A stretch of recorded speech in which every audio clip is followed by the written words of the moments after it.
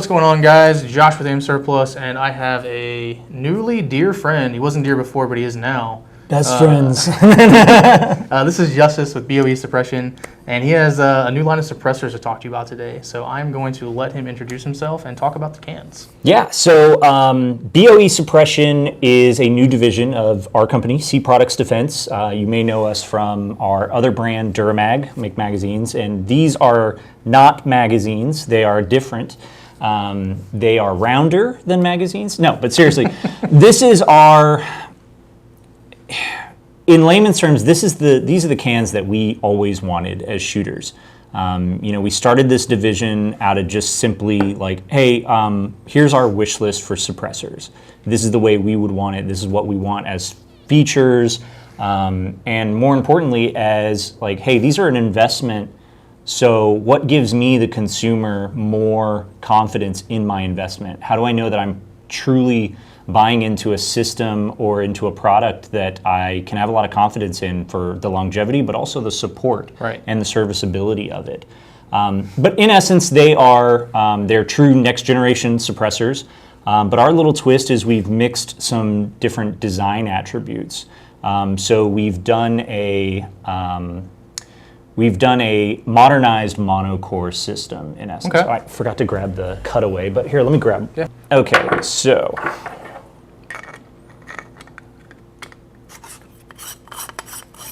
God, you're so strong. Nice. I'm the strongest boy. All right. All right, so we built these on kind of a modernized monocore system. So the outer housing, the main tube, is a grade 9 titanium. We went a little thicker. We like titanium because of its, some of its positive attributes are obviously it's lighter. Right. That's great. Everybody likes that. They feel really big and strong. But the other thing is the way that it handles heat and energy. We found that the titanium gets hot, especially at the gauge that the thickness that we're manufacturing it at.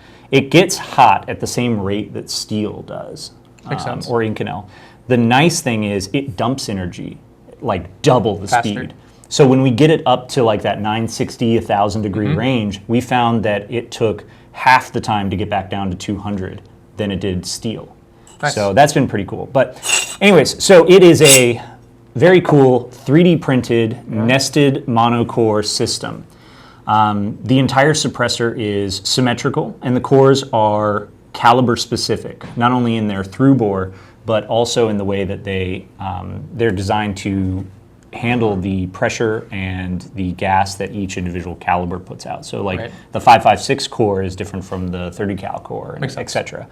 5.56 needs very different things. It performs very differently than a 30 cal, like a 7.62 by 51. Right. I always kind of equate like 7.62 by 51, 308 as more of a longer, gradual kind of pressure wave, whereas 5.56 is very wide and short. So it's interesting. But this is the way that we maximize surface area and air volume all in one package. So through that, we've been able to design a system that gives us the next gen requirement of low back pressure to no back pressure, depending on the caliber and the orientation of the core. Excellent sound suppression. We're going to have all kinds of new data coming out, if it's not already out at the time this is being viewed. Pew Science, etc. A lot of third-party testing showing the work that we've done. And also visual signature. A lot of the professional requirements that we've contributed to or participated in so far put more emphasis on visual reduction than anything else. They were like, yeah, we don't care how it sounds, we want to make sure you're invisible.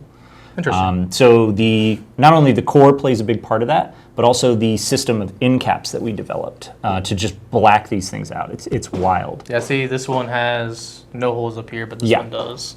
So the vented and non-vented end caps are a pretty cool system.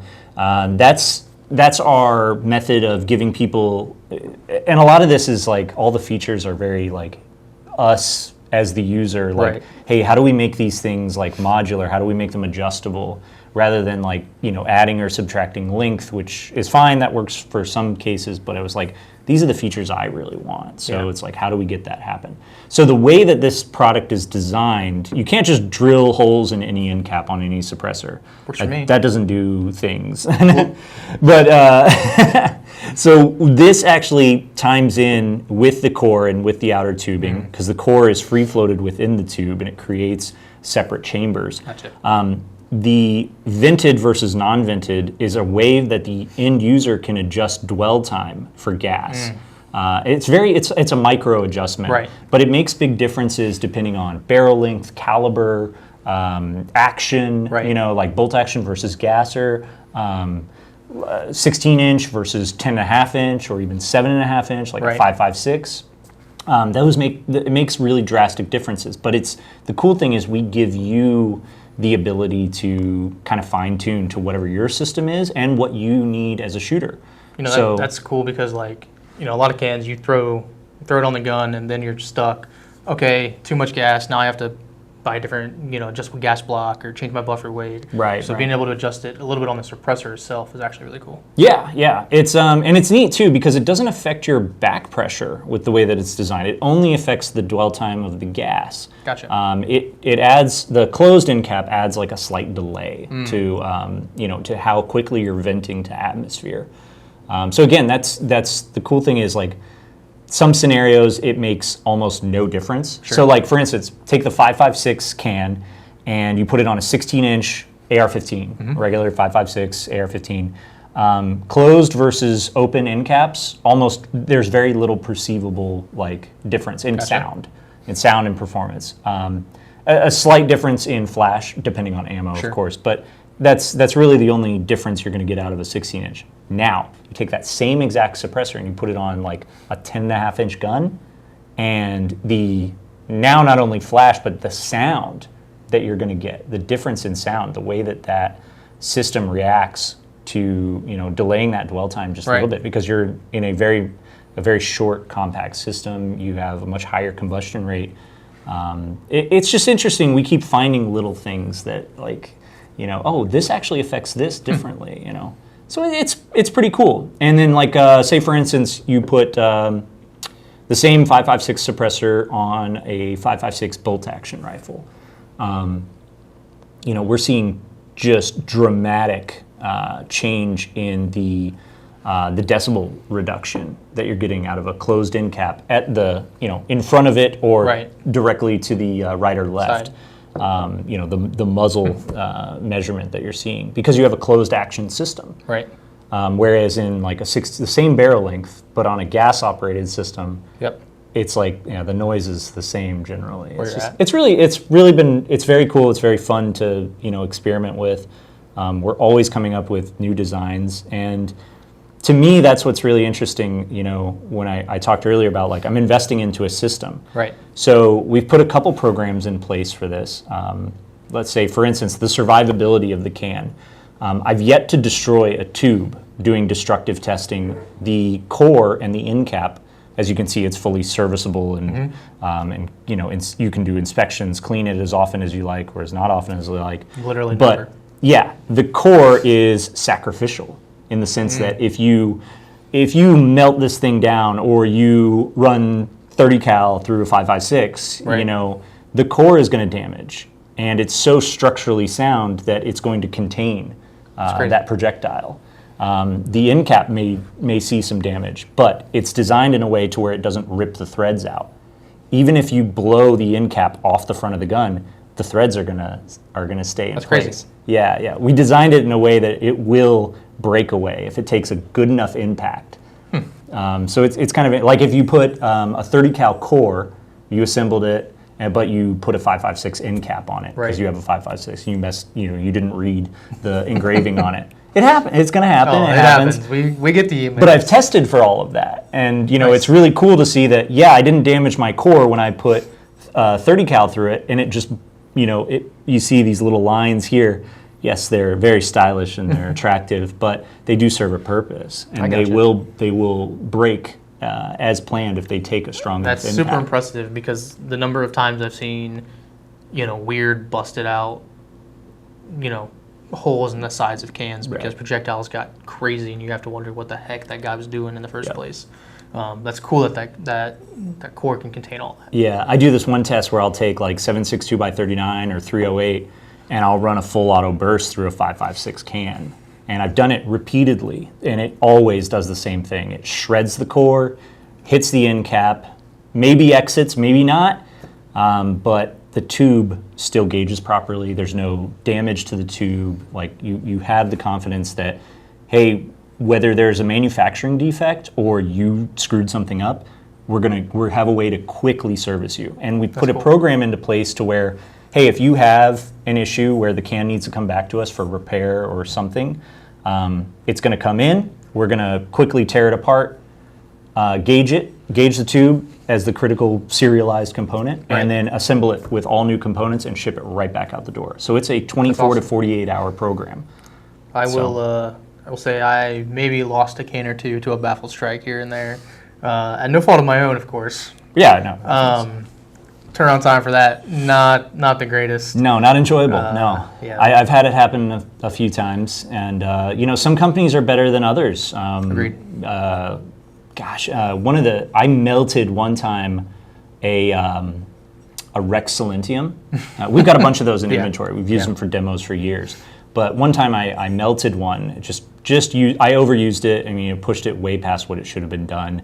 We were doing machine gun demos for an entire 3 days, and it just destroyed this thing. Nice. And I asked, I called them up, and they've always been really cool people to us. And I called up the owner and I said, hey, what's this going to cost me to have it rebuilt? And he was like, nope, send it in, we'll take care of it. And I said, oh, okay. I was like, you don't have to do me any favors. He's like, this is what I would do whether it's you or anybody else. That's sweet. And he's like, actually, you should have specified that you're going to use it on full auto because I would have built it differently. And I was like, dude. And that's the kind of service I aspire to. Right. We try to make sure that if we can't plan for something, that we give good service on the back end. That's super cool. I almost forgot. So kind of the investment into the system long term, like in America, they are an investment. You have the added cost of $200 to pay to the government. Time. Thankfully, recently, we're not having the investment of time with the way turnaround times have been. Yep. Hopefully that lasts. Hopefully it lasts forever. Hopefully it gets better. But the cool thing is, the thing I haven't really ever liked about suppressors is obsolescence. Yep. So we put it in a program in place to where, because it's so easy to service, if we come out, we're gonna be developing the core. The housing will be the same on this model. So like this is the Model 1, this is the Mod 1S. So it's like, hey, if you have a Model 1, you have it in 30 cal, and a year from now, we redesign the 30 cal core to work with the Model 1, and we're getting 30% better performance out of sound and everything across the board. We cracked the code. We're doing continuous development. Yep. We'll put it out there, and you can send in your suppressor, and we'll swap out the core for you with a literal core charge. But it'll be way less expensive than buying a whole new suppressor. You get to stay current. I don't know how much people will participate in it, but it's just one of those little peace of mind things. Yeah, that's crazy cool because I know that as a guy who is heavily invested into suppressors, I hate the idea of, especially back when the wait times were high, you buy a can. Before you even get it. Yeah, before it gets approved, the Gen 2 version came out. Yeah. Somehow it's 10 decibels quieter. It's the next best thing. They're readily available, and you can't buy one because you're still waiting on the first one. That's why I've always stayed away. Unless I know it's a really good product. Like I see suppressors go on like crazy closeout, and like everybody's got suppressors on closeout. Yep. Like, hey, this 5.56 can is going up for sale, and it's like. There's been a lot of times where it's like, I've never considered buying that suppressor in my life, but the price will get you. And you're like, man, I might buy that. And you're like, wait. And you wait a week or two, and sure enough, the new model comes out. Yep. And it's like got all these new numbers and all these performance points and everything. So I'm not saying that from a sour place. That's definitely never happened. No, this is really cool. I think that So the core, we're doing an Inconel and titanium. No difference in price between the two. We've really made sure like we manufacture these all in-house, even the printed components. We invested heavily into making sure that we were able to, handle everything directly. That's great. But yeah, 5.56, 30 cal, 36, 46. That's going to be the initial launch. Yeah. But they're all engineered around, hot, nasty speed, high pressure cartridges. That's what they They can take do some really abuse well. then. Yeah. So we've got other ones. We're going to do models for pistol cartridges, again, caliber specific. Every Right. pistol cartridges and rifle cartridges need very different things in suppressors. And we believe in really, a specific product for specific use. But, how can you kind of get a little flexibility in there? Yeah. That would be cool too. It's always cool to see companies that have been around a while get into new markets and do cool new things. And especially with suppressors, there's so many options out there. There's so many people doing things that is it really different from anybody else? Is it just a new name on an old can? Whatever it is. This is cool new technology. This is cool new design. A lot of this stuff is incredible and really cool to see coming from a company that has been around for a decent amount of time and clearly stands behind the stuff that they're making. We're excited about it, man. I've been shooting these for a few years now and taking them to all the demos and really just gathering as much data as I can, as much feedback as I can. See, I think I saw these canned like 3 years ago. Yeah. Like I said, it's been something that we're, we really made sure we did our due diligence on it. And Nice. There's been a lot of times where we, pushed back or held back release because we're like, well, it's just, we could have released it, but it's like, this would be so much better. Yeah. Or this is the right way to do it. Coating's a big part of that. So this coating specifically, we worked with a pretty large government supplier. They developed, the precursor to this coating was developed specifically for high heat, high erosion applications in like large artillery pieces, high caliber weapon systems, to where they had to really, really, really maximize and minimize the erosion that they're getting. So we took that and we went to them and said, hey, this is a great fit. Can we tweak it a little bit for this use case? Because this is a high heat, high pressure vessel. You've got a lot of really, really horrific things happening in here.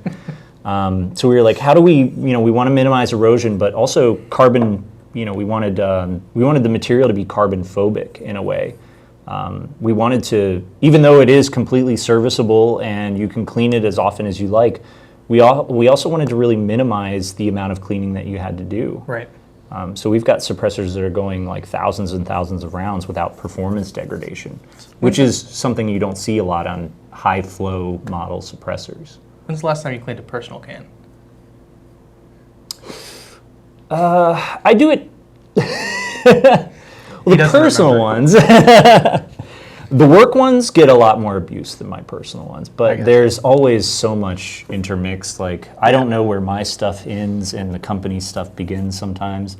I find a lot of Brian's stuff in my house sometimes. Yeah. I don't know if he leaves it there or if I take it, but I definitely know it's not mine. I've form two'd a couple of personal guns into machine guns just because I kind of forgot they were mine. Right. And but it's like, hey, this deserves to live its best life. It deserves to go fast. Let it live. Agreed. Let it live the right way. So, yeah, I had a Mars, an LMT Mars. That was the first one I accidentally donated to the company.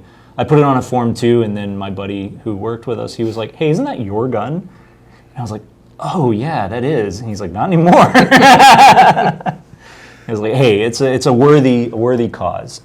And it's like, I get to use it more now that it's a work gun. It's a tax write-off for somebody, right? Something. I don't know. We'll figure it out. All right, man. I appreciate you having you here. We will have these on the website. If they're not out on the website now, then this is in the past, and we'll have them in the future. But either way, head to the website, check them out. If you have any questions, shoot us an email. Call Justus on his personal cell phone. It is right here. Here, maybe. But other than that, man, I appreciate you. Thanks for coming on. Yeah, no sweat.